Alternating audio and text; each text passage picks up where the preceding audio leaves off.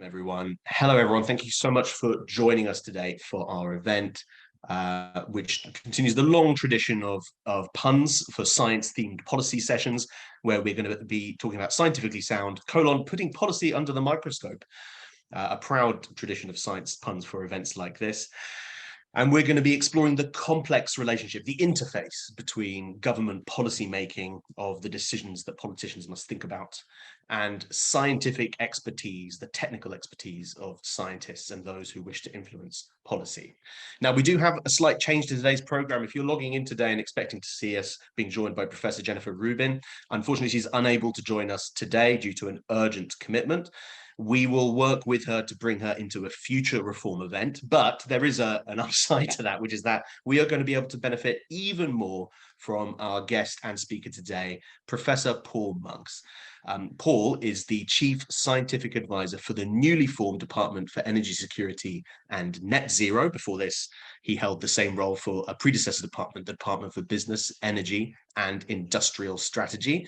He's also a professor of atmospheric chemistry and earth observation science at the University of Leicester, where he has previously held leadership roles of Pro-Vice Chancellor, Head of the College of Science and Engineering. He's an internationally recognized academic and academic innovator with long experience of bringing scientific insight to government decision-making in a variety of roles. And perhaps we'll explore some of them as we talk today. And I think this makes Paul the perfect person for what I think is an urgently important conversation. That's a bit of a cliche at the top of sessions like this, but actually the interface, as I put it at the beginning, between science and politics, between technical expertise and policy decision-making has never really been more important. A great light was shone on it amid recent catastrophes or emergencies in the pandemic response. And for the first time, perhaps, we started to see that there might be something more to this question than simply government that pledges to be following the science, quote unquote. There's a complexity there to explore too. And now we're looking at longer term crises, the potential damage, the potential disasters to our social environment, to our natural environment, and to our economic environment, the threats from climate change and the resulting push for net zero.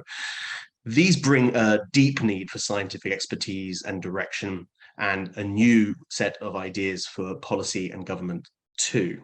So making good use of scientific and technical insight for policy is something that we ought to be talking more about as we enter the exponential sort of age that we're living in right now. So that's probably enough framing for me. I'm hoping to have a wide-ranging conversation with Paul and to bring in lots of questions from all of you who've gathered here today to join our conversation. In order to do that, please do use the chat, the Q&A function here on Zoom to ask some questions, and then we'll turn to that list of questions that you've generated in the second half of what we're going to talk about here today. Now, as a chief scientific advisor for his department, Paul's responsibilities include the provision of, and I quote, independent challenge to his department, helping to ensure that policies are underpinned by the best available scientific evidence and advice. Now, that's a big job, partly because, and this is a bit of a cliche, the Whitehall system often struggles to bring scientific insight to bear in these important decisions, or to ensure a really high level of technical and scientific literacy across its departments and ministers. So I think I'd like to start with what I suppose is a bit of a philosophical question. You must confront this question every day, Professor Monks, Paul. Is there a fundamental compatibility problem, a difference of language, of ways of thinking, of values perhaps, between scientific experts on the one hand and the politicians, the policy professionals that they interact with to make policy change happen on the other? Yes, there is a fundamental difference in thought, but I would argue that's a good thing, not a bad thing. Why? Because if you are to make good policy, you should have looked at it from all the angles available. I mean, policy is an interesting thing in itself, because to a scientist, it's actually quite hard. To a scientist, you're taught to use rational, logic-based arguments and evidence in order to inform your position. Politics is not a science. It's not logical. I think you've got to recognize that from the outset as part of that. And then you get to the point of, well, what role does science and engineering, you missed the engineering bit of that as well, what role does science and engineering play in that? Well, that's for me comes down to the difference between evidence-based policy making and evidence-informed policy making. And for me, there's a big difference between those two, which is an answer to your question. Because evidence-based policy making says, well, actually, I've given you the evidence here. You really just got to follow that. Whereas actually evidence-informed policymaking says, look, the scientific and engineering evidence is only one part of the many things that you should consider while putting that policy together. So for me, there's a big difference between those sort of two. And I think it's in some sense recognizing that you are one voice or one set of views that have got to be taken into account when producing policy. And that policy has to then go through a political filter. And you recognise that politicians are elected in the UK to make those decisions, and you've got to respect that mandate that they have. So this is very interesting because, of course, I think if you spoke to a climate scientist right now, perhaps the average climate scientist, and you said that there's a complexity of different input variables, which is essentially, I think, what you're saying here about policy, and that your politicians can't simply be informed by urgent scientific data and advice, they would say that actually what we need to do is suspend some of those other considerations when we're confronting something as deep and as challenging as climate change and net zero. What do you say to that? So I think that there's a danger in that. To think that any policy is single issue is wrong. Often, if you think about net zero has kind of three big spheres that it works in. There's a sort of technical, elements of climate mitigation, if you want to call it that. There's the whole human behavioral change angle that comes with that, the human angle. Humans use technology, but there's then also the financial aspect of that. And I think why that's important is you've got the intersection of finance, technology, and people. And so in a way, it's not a homogeneous problem where you can take a totally technocratic view to it. If you take a totally technocratic view to it, you are more than likely to fail. And you think about that in the UK context as well, and say the same three things exist in a global context. So you've got to be aware that there's a phrase, isn't there? There's more than one way to skin a cat. Personally, I've never skinned a cat. I don't know whether it's true or not, but it is absolutely the fact that there are different views that you can take on this, not on the scientific evidence, but on the way that you can deliver that sort of outcome and the time scale that you have to deliver it across. So that's really interesting because it suggests that actually we need to pay more attention to the realistic, the pragmatic problem of translating scientific insight into policy outcomes, because otherwise we'll be stuck in a kind of utopian mindset that can't get anything done. It can't even approximate the ideal outcome. So there's an idealism realism divide to explore there as well, isn't there? Yeah, I mean, there's two of my favorite quotes in this, where Henry Bergson says, realism is in the work while idealism in the soul. It is only through idealism that we resume contact with reality. So he's arguing there that to be realistic, you have to be idealistic. But the contrary to that is a William Buckley quote. Idealism is fine, but as it approaches reality, the cost becomes prohibitive. And so in a way, I think the answer is, like many things in science, there isn't only one answer to these sort of things. And through idealism, you've got to be able to translate that into realism, but you've got to be aware that there is a, we often say in government, a realpolitik. I mean, it's not a particularly new phrase, but there is a reality that you're dealing with. And that's often constrained by there isn't a limitless amount of finance in order to drive that. So there is this often a financial constraint on the appetite for speed of change. Right, and when speed becomes important, then I suppose those kind of constraints and trade-offs also come to the front of mind as well. So I wonder whether it might be helpful then, and because I don't think I really understand this, and I wonder if some of the people joining us today don't either. What's the day-to-day experience of living at that interface between these two worlds? I'd love to hear more about that. It's an absolutely fascinating world to live in. It's about using science to give insight. So I'll give you an example this morning, to make it real. I was this morning at number 10 Downing Street.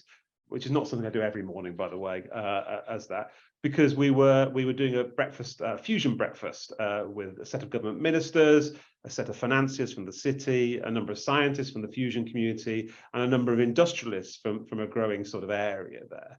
And that's a very interesting kind of thing where you've got fusion, which is, brilliant science. Actually, we are genuinely a global leader in science, in the science of fusion, trying to translate that into industrial impact and a bunch of companies, but at the same time respecting where we are and our understanding of that science. So in a way, I live in that world, that translational world of people saying, well, is fusion a good idea? And the answer, my answer is, actually, it's a no regrets policy. Why is it a no regrets policy? It's because the science is brilliant. We've got a global leader. In translating that science into industrial impact, we will discover more things that will drive UK industry forward. And we're in such a leading edge of that. And that goes from things like robotics, and you go, fusion is a leader in robotics. That's robotics that we need, yes, for building the next generation of fusion reactors, but that's robotics that we need for assembling things in space. It's the same robotics. There's materials, there's skills, there's a whole bunch of stuff that comes out of in this case, a moonshot, if I kind of use that sort of phraseology, around something like fusion. So it's often translating the excitement of the science into outcomes that policymakers in different forms are actually interested in. I think, to answer your question, on any given day, it's a fascinating melange and mixture of things. Understanding the science of the net zero transition, in my case, and energy around science and science policy, and trying to give the insight from somebody who's been a practicing scientist for 20+ years, who understands the funding system, and say, actually, you might think theoretically it works like that, but it doesn't. And actually, teams find that practical insight actually quite useful around that. I have a simple rule, actually, which I'll get involved in situations if I can add value, not add noise to it. So that test of adding scientific value to a situation is something that I do day by day. There's so much to explore in what you just said. Part of me just wants to quickly go back to this idea of the no regret policy, because that sounds like a holy grail for other areas of policy thinking.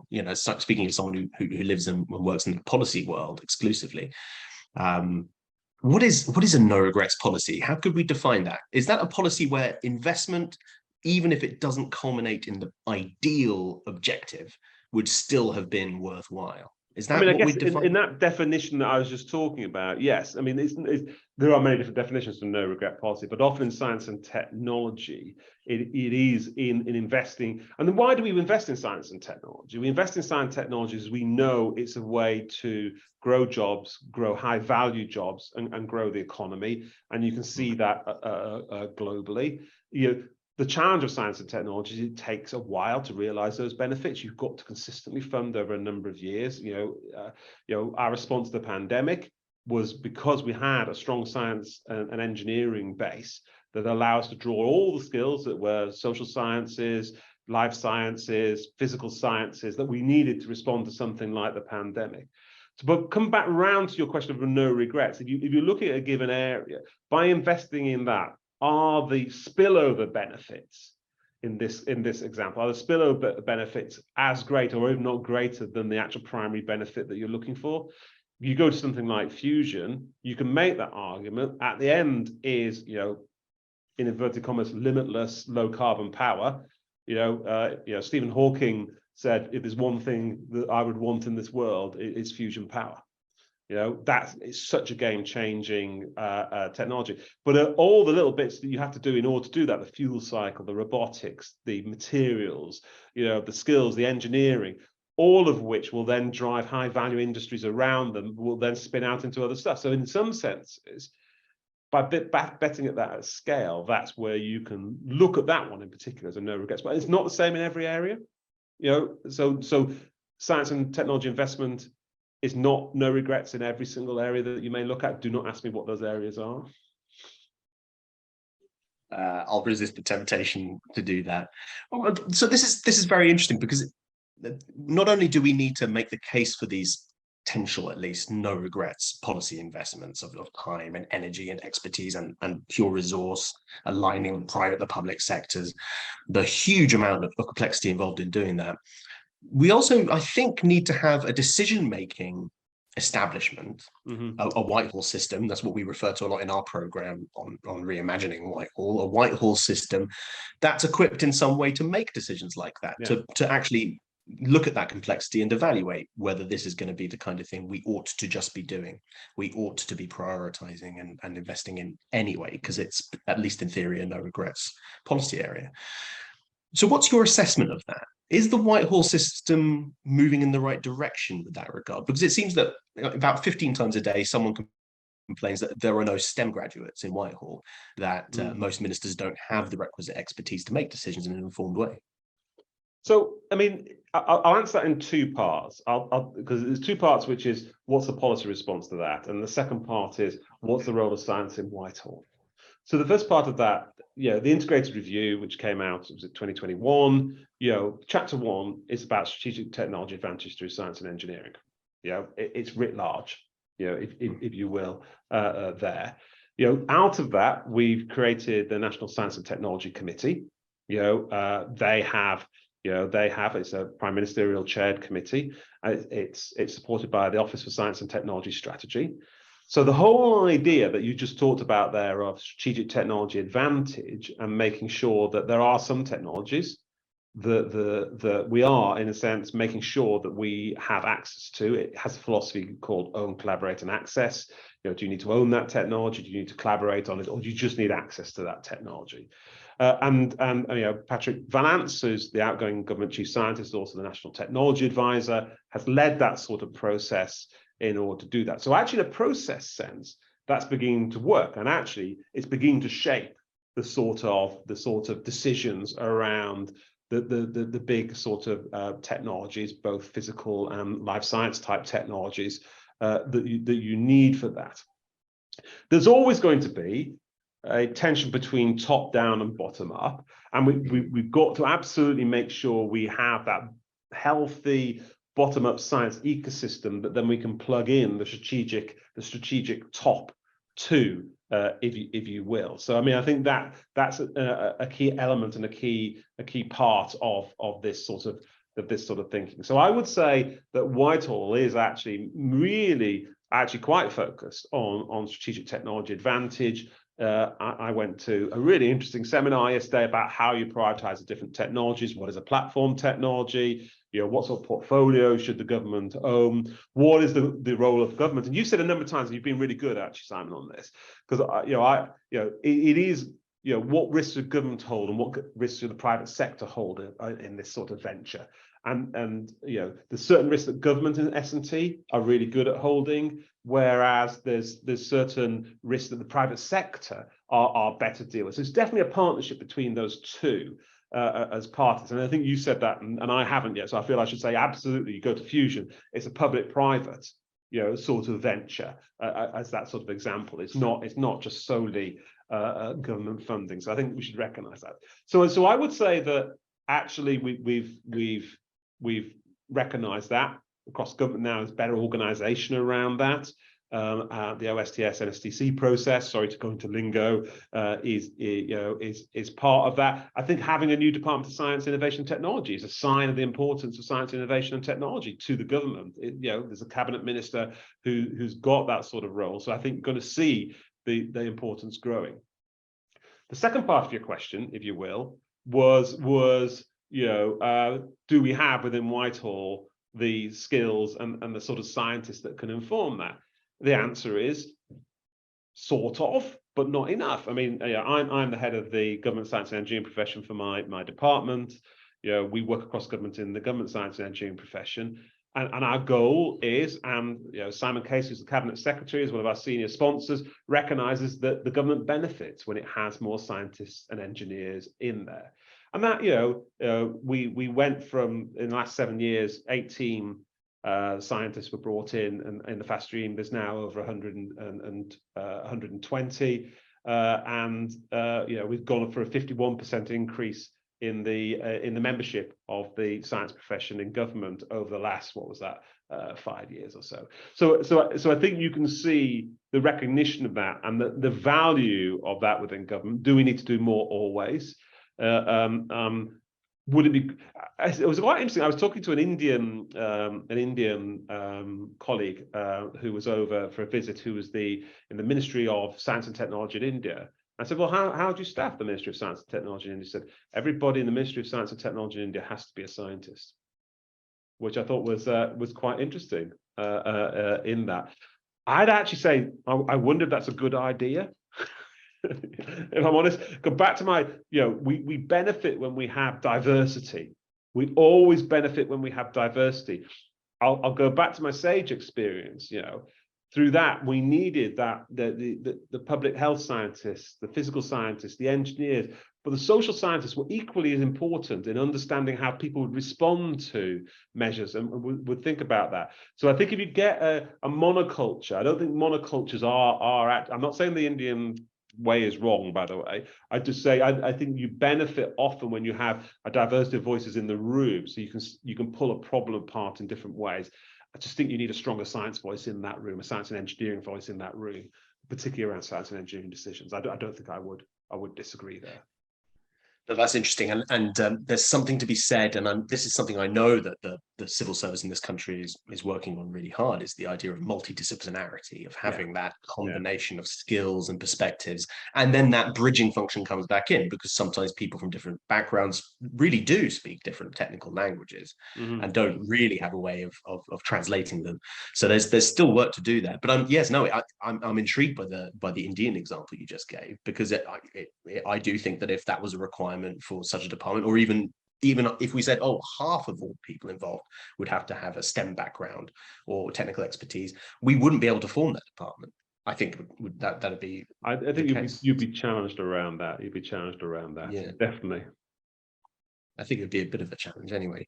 So just looping back a little bit in the discussion, it does seem to me that even if we continue progress in deepening the expertise of both the ministers and the officials who are engaged in these decisions, there's a tendency in the world of policy to, and this is in some ways is hard to imagine how to avoid it, but there's a tendency in the world of policy to take very complex, even disputed areas of expert disagreement, and to try to abstract them down into simple choices. And I think this is where a great deal of frustration sometimes happens in the connection between the academic and scholarly worlds, and indeed the private sector, industrial sort of technical expert world, and what happens in public sector with decision makers and ministers, is that you lose the nuance and you lose actually the reality of expert disagreement. Because having come from a brief academic background of my own, the thing that academic experts spend most of their time doing is disagreeing with each other. And there doesn't seem to be much scope for that in a political and policy establishment that needs to claim that it is following the science in order to make headway in these areas.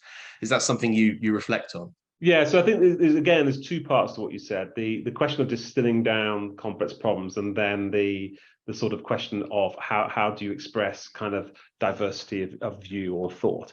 Now, I give a talk where there's a famous H.R. Mencken quote, and which I saw on the door actually of a colleague's office, and it says, "For every complex problem, there's an answer that is clear, simple, and wrong." And in some senses, that is the embodiment of the challenge of being a scientist in government. To take a complex problem and make an answer that is clear, simple, and right. So I think that's the first bit. And I think it's often giving certainty where there's uncertainty, while at the same time showing that there's uncertainty with your certainty, which sounds like a kind of a yes minister type quote, doesn't it, in some senses? But if you just pull that apart, it is often about understanding the scientific consensus. There is often a consensus, skepticism, which has been derided over the last few years, partly because of its relationship to climate, is actually a healthy scientific endeavor. That ability to question is actually really important part of the scientific process. But when we're distilling it into policy, That's not the place to play out that. You've got to arrive at a consensus. You've got to arrive at a consensus, and you've got to understand what the uncertainty is around that and be able to express that uncertainty. And it's quite interesting now, again, through the COVID process, and again, actually, when we do science in governments, we do put uncertainty statements, on stuff, what the level of confidence is that we have in something. Is low confidence, medium confidence, high confidence, and I think that helps people just understand that question of being certain in uncertain times.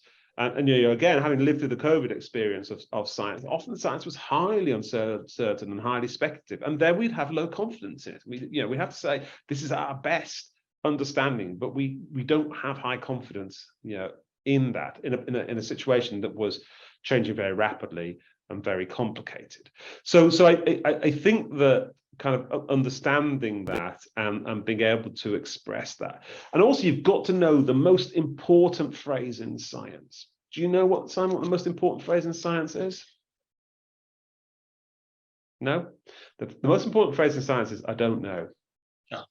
Yeah, I should have said what I was thinking there. Yeah. That is the most important. And in my case, it's "I don't know," but I'm sure I can find someone who does. Right. Yeah. So I think it's knowing what you know and knowing what you don't know. But I think it's also sometimes you say, actually, we don't. Scientists are not the font of all wisdom. We don't know. The answers to life, the universe, and everything. Sometimes we don't have an answer to that. And I think so often in policy circles, what I would comment on, it's not universal again, is that ability to say "I don't know" is not there. You can't admit to somebody you haven't actually thought of something. Whereas a scientist, I'm quite happy to admit that I don't know the answer to something. And I think that's important. That's important.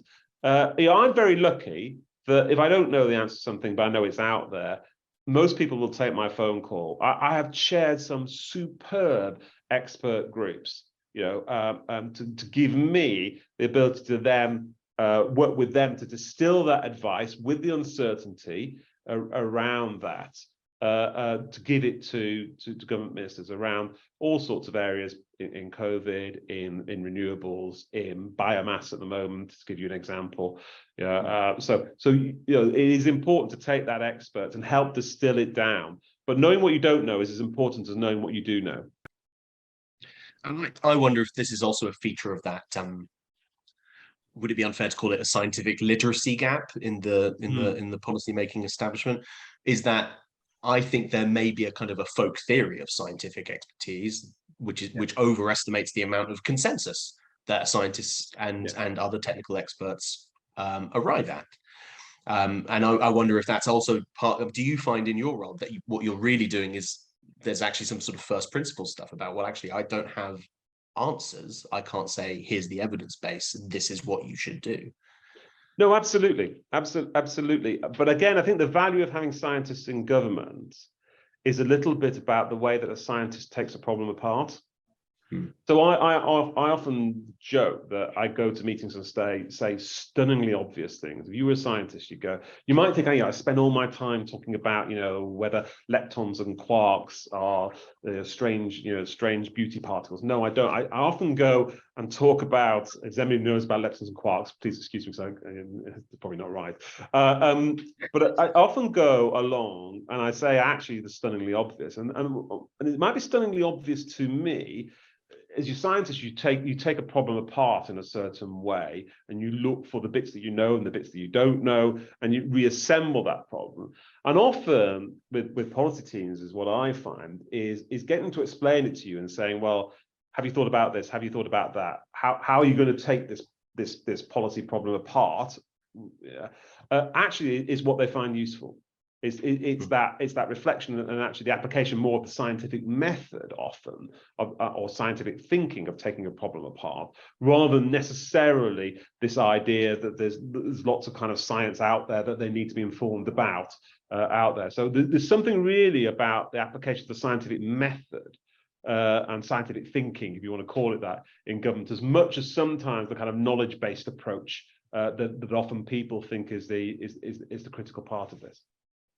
That's very interesting, because I think that, again, that's a slightly more nuanced understanding of what the role of science and scientists can be here. It's that this is a way of thinking, a toolkit, and not simply a series of conclusions, Yeah. or even Yeah. conflicting conclusions. And I mean, I want just Simon as an example of that. I mean, I'm not from an engineering background. I'm from a physical sciences background. I mean, and I've since I've joined government, spent a lot of time with engineers learning about systems thinking. And system thinking is an incredibly powerful tool, because engineers say, well, that's what we do every day, literally. But actually, often what we're dealing with, talk about net zero, talk about medicine, health, anything, we're dealing with a systems problem. And actually to have that systems thinking, and actually the profession, the GSE profession, the government science and engineering profession, has rolled out a systems thinking toolkit to help policymakers. We now build systems maps of our policy areas to understand the relationships between them all. That's a real step forward in using that systems methodology around that. The challenge next for us is to build systems models that allow us to quantitatively assess that. But there's a lot that you can get from that sort of engineering philosophy, or engineering driven philosophy around systems thinking. So I talk about the scientific method a lot, or scientific thinking, but equally engineering and systems thinking, I know they haven't got a complete 100% control of that, but actually is an important way of doing it, because often these are often wicked problems. That don't have simple answers, back to what you were talking about, complexity earlier. So actually pulling them apart in different ways and using systems, and back to no regrets, you can often in a systems approach say, well, I can get on with this bit. It's no regrets, because actually whatever the outcome of the rest of that system, it's not going to change. I'm going to need to do that. So it really is a powerful tool for policymakers in the way that they can construct and deconstruct problems. So this idea of it being a toolkit and something that might be introducible in a whole range of different policy problems is something that maybe we could explore during the Q&A. I'm going to turn to that Q&A in just a moment. And for everyone watching and listening, please do use that Q&A feature here in Zoom to ask some questions, because we're going to get to those questions in just a moment. One last one from me, really just because of what you just said, Paul, I can't resist it, is that I think there's another kind of a gap opening up now in the discourse around this. We've had a report coming out just this week from Tony Blair and William Hague doing a kind of cross-party intervention, saying, well, it's all very well setting up ARIA, it's all very well having a dedicated department for science and innovation, but actually what we need is to rebuild our entire infrastructure, the entire functioning of the state, and all of the way that it functions around the emerging scientific technologies, the emerging science, the emerging technologies that are going to really change lives.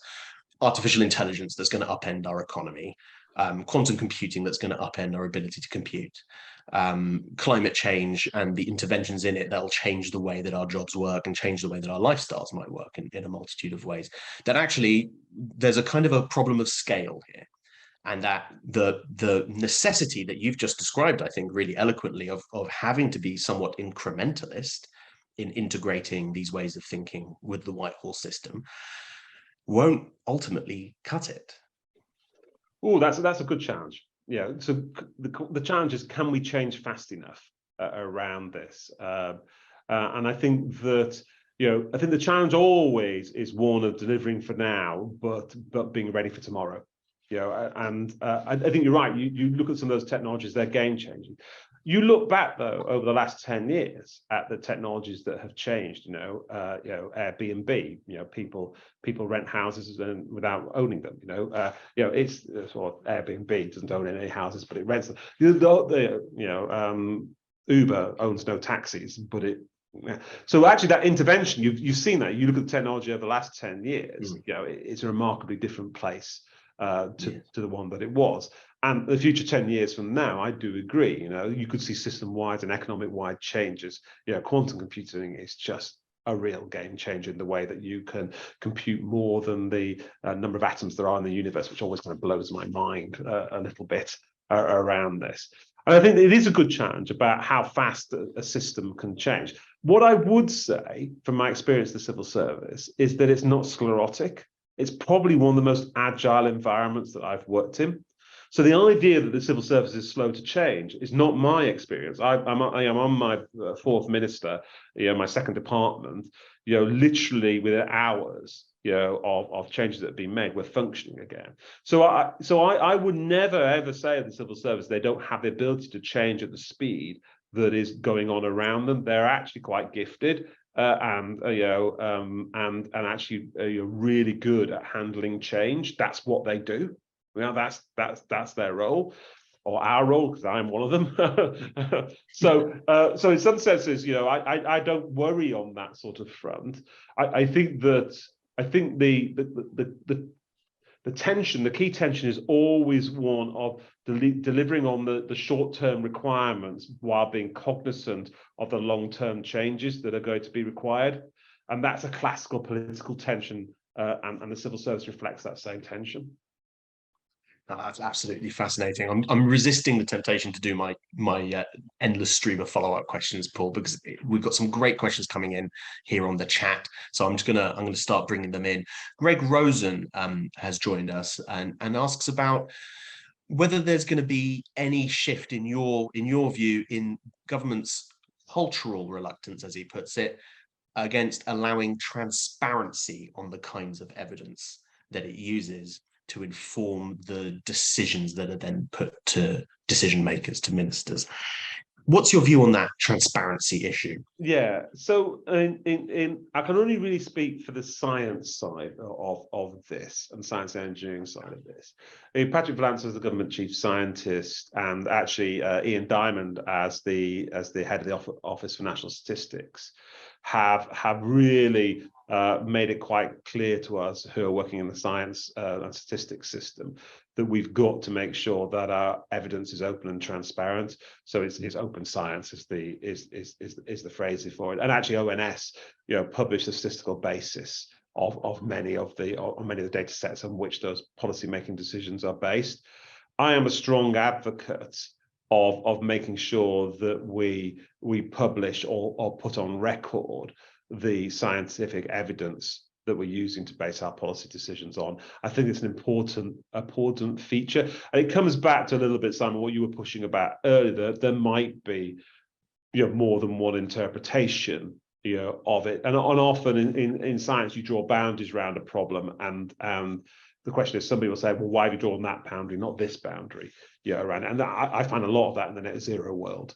Around that. So I think that to the point made in the question, I think transparency around the scientific evidence is an important feature of that, and open science. And you look at ONS now. They've put a brilliant kind of data aggregation website that starts to pull cross-government data together, so you can begin to both use that for research, but see how the way that we aggregate that data to help us understand the evidential basis for some of the policy making that's going on. I think that's a really helpful answer. Greg heard all of that. So, second question I have here from the people watching. It's about join up between different departments. I mean, you've just lived through actually once again one of these Whitehall shakeups where Bays got split up into lots of, and I think the general consensus is that while the timing may not be ideal, it's a sensible or an intelligently aligned new division of labour for different departments. But it also, I think, points to another problem within the Whitehall system that we reflect on a lot, and which I think comes through in this anonymously asked question, which is about the siloing effect between these departments. Yeah. Do different scientific advisors and scientific advisory teams get together and compare notes between departments? Is that something that happens? Oh, absolutely. So every Wednesday morning at 8 a.m. yay. We have a CSA, what we call brown bag breakfast, though nobody brings anything to eat. And actually, so we talk every week across what's called the CSA network across government. I work very closely with compatriots. So if Jennifer Rubin was here today, her and I talk quite regularly. There are certain axes for me. I work very strongly with the Department of Transport, as you would imagine, Foreign and Commonwealth Office, the DCMS when it was digital, now DCIT. So actually it's really important. And actually The CSA network, the Chief Scientific Advisor Network, the Science Network across Whitehall is a way of de-siloing.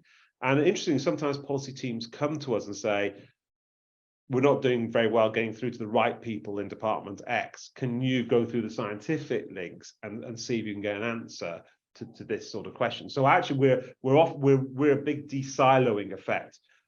I think I would reflect to you about silos is you have to have an organizational structure. I mean, I did 20-odd years in universities. You can organize most boundaries between university departments in any myriad of ways that you would fancy.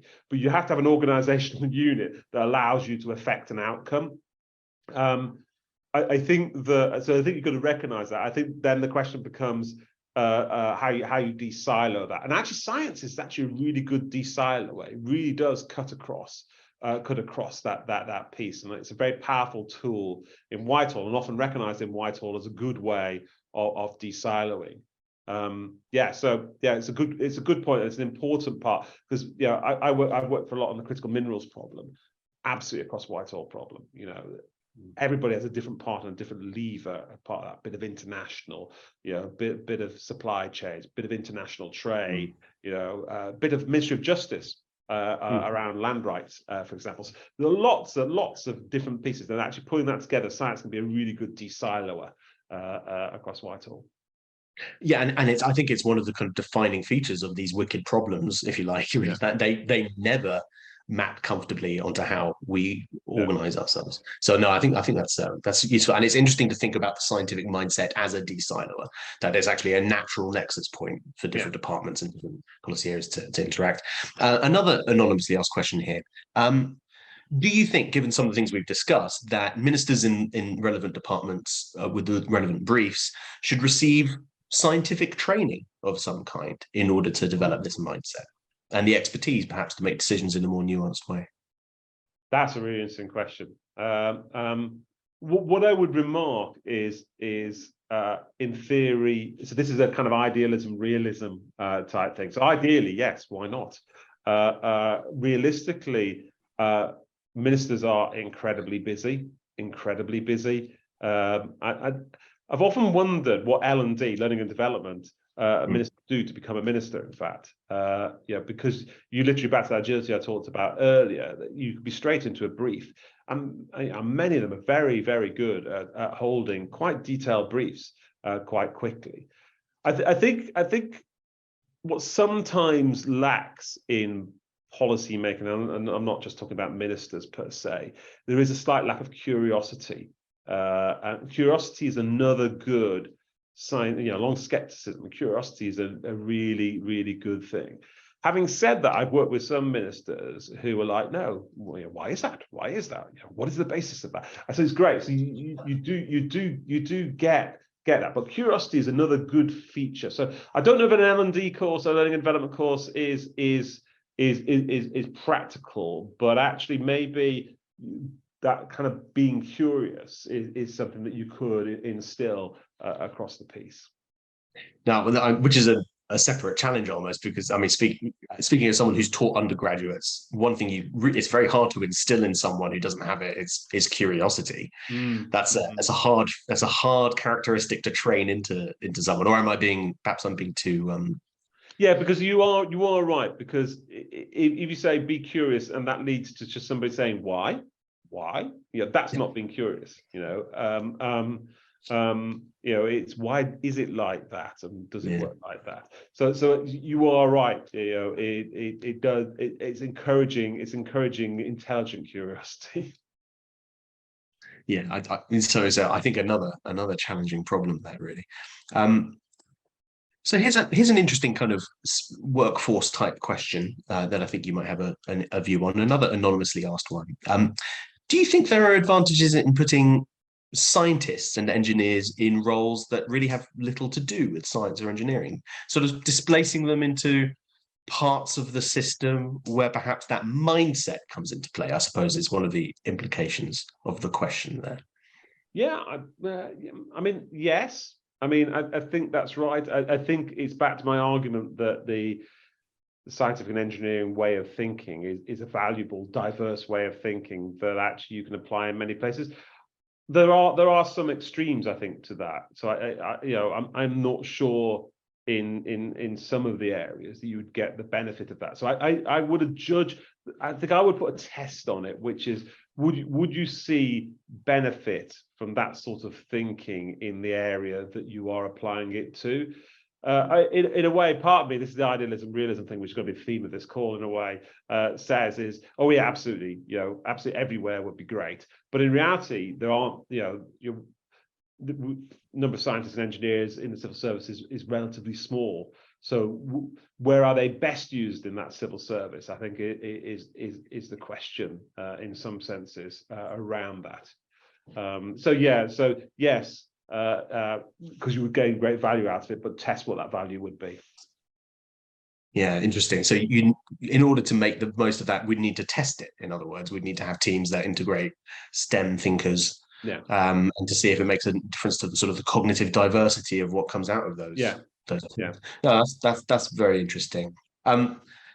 This is more of an observation than a question from one of the people watching, but I think it's one you might have a response to or thought on, because it plugs into lots of things that we just said to each other.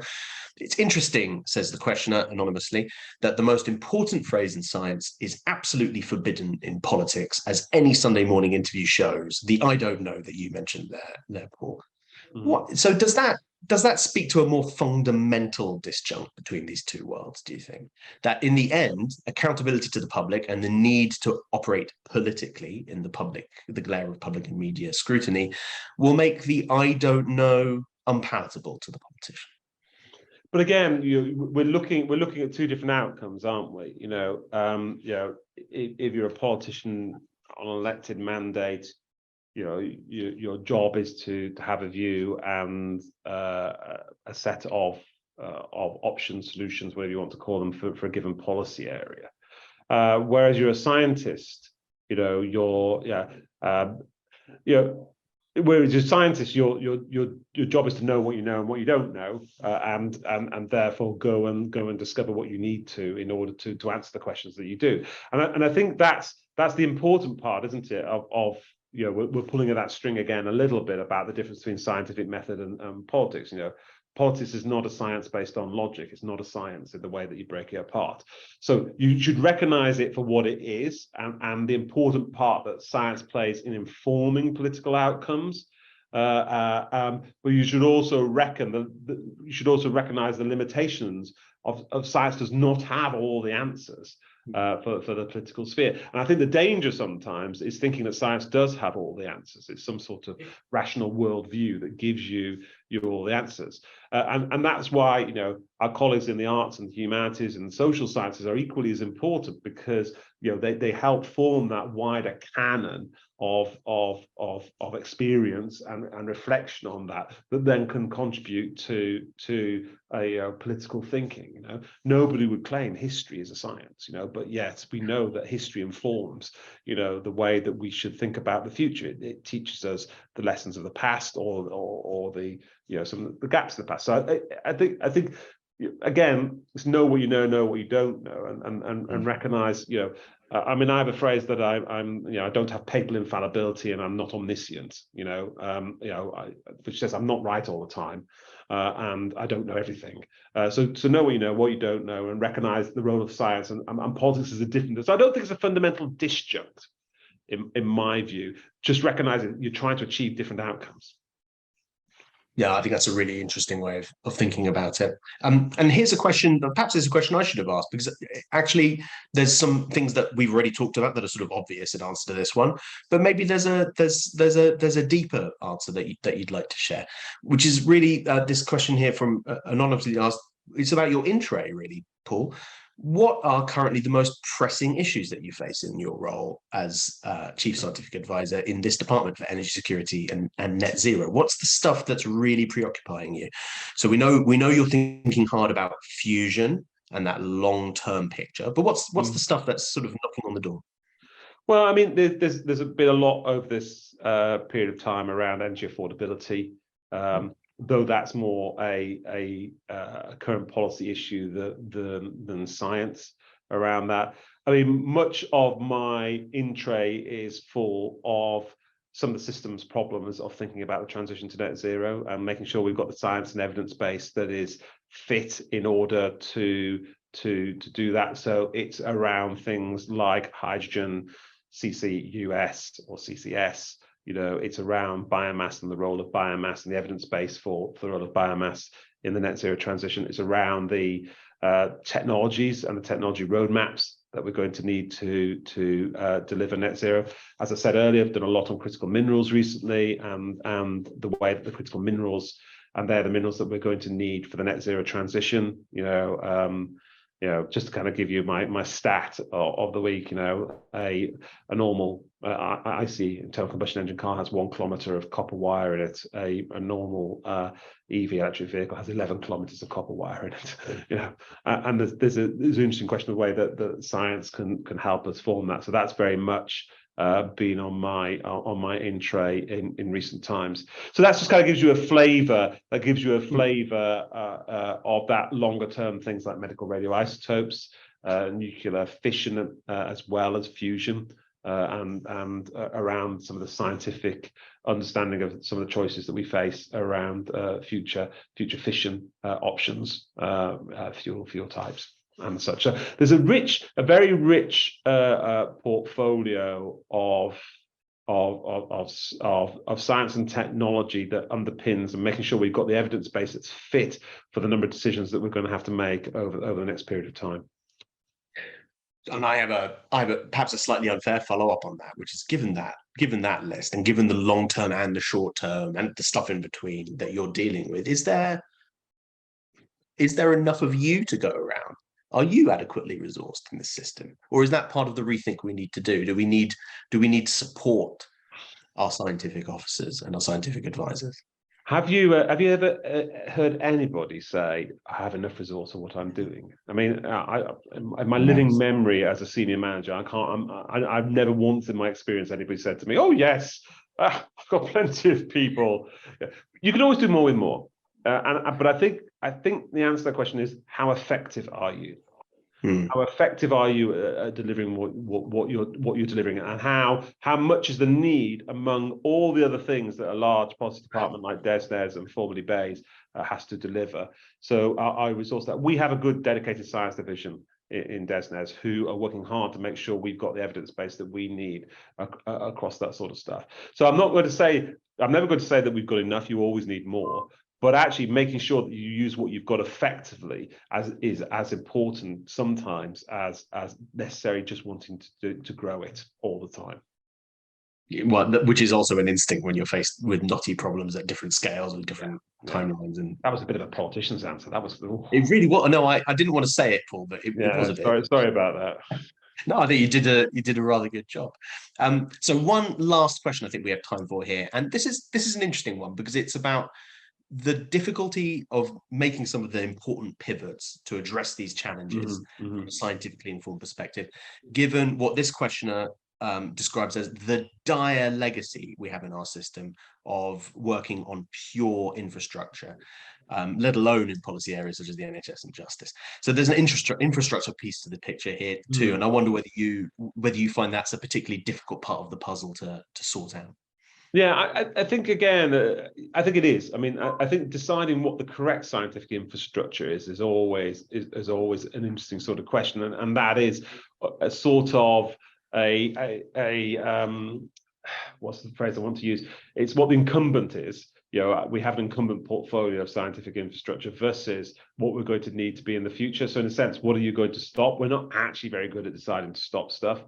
But often, I was at CERN last week, a Large Hadron Collider, amazing science infrastructure, but it's, they've been doing it, for nearly 70 years, to build up that capability and capacity. And what I discovered there is they're looking at the next phase of the experiments. And it's not always about building bigger and better. It's about using what you've got more cleverly. So again, I think it's making sure that we've got the infrastructure for the science that we need, keeping an eye on to how to evolve that infrastructure, but challenging the community a little bit about what can we stop, or how can we make headroom? How can we make headroom with that? So I think that infrastructure is not the answer. It's easy because it's capital, And infrastructure is only really as good as the people that can use that infrastructure, and making sure you've got the people in the communities that go with that. Again, if you end up with a too technocratic view of these without the people in there, you're not going to achieve the scientific outcomes, the technology and innovation outcomes that you're going to want to do that. So technology without people is nigh on useless. I think that's actually a really nice note on which to draw this to a close. Sadly, we have just about run out of time. So let me take this opportunity to warmly thank you, Professor Paul Monks, for joining us here today. Thank you, everyone who's tuned in and has asked some fascinating questions to supplement my own slightly nerdy ones. I've really enjoyed this conversation, and I can't think of a better time sort of conversation to be having. So thank you very much indeed for that. At Reform, we are running a really high-level program of research, which we're calling Reimagining Whitehall, which I think we've already mentioned. If anyone watching or listening to this is interested in some of the challenges we've been touching on today around getting the right expertise into Whitehall of all different kinds, of operating at the right scale, of aligning infrastructure with policy commitment, getting the structures right to get things done and to realize the right outcomes, we do have lots of work going on, lots of ideas for you to engage with. You can have a look at us on our website if you're interested in that, or do get in touch with us. But once again, thank you so much, Paul, for joining us today for this event.